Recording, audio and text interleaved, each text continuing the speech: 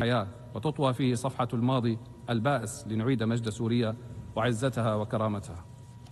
واستكمالا للحكاية السورية، أعلن اليوم أمامكم انتصار الحق على الباطل، وقل جاء الحق وزهق الباطل إن الباطل كان زهوقا.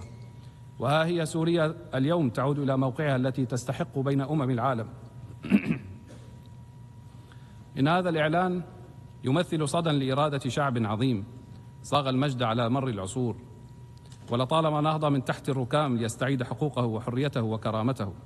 ونيابة عن الشعب السوري أتوجه بالشكر والعرفان إلى كل من وقف مع قضية الشعب السوري وأعانه في مأساته واستقبله في بلده، وإلى كل دول العالم وشعوبها التي فرحت بانتصار إرادة الشعب السوري وتقف اليوم إلى جانبه في مسيرة السلام والازدهار.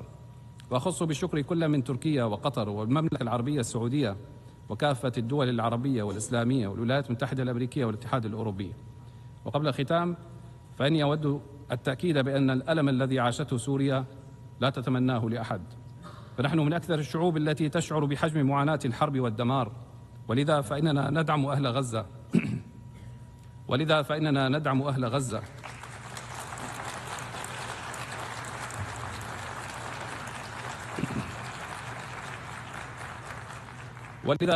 ندعم أهل غزة وأطفالها ونساءها وباقي الشعوب التي تتعرض إلى الانتهاك والاعتداء، وندعو لإيقاف الحرب فورا.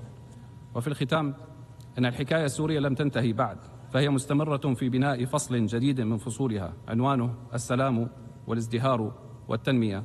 والسلام عليكم ورحمة الله وبركاته.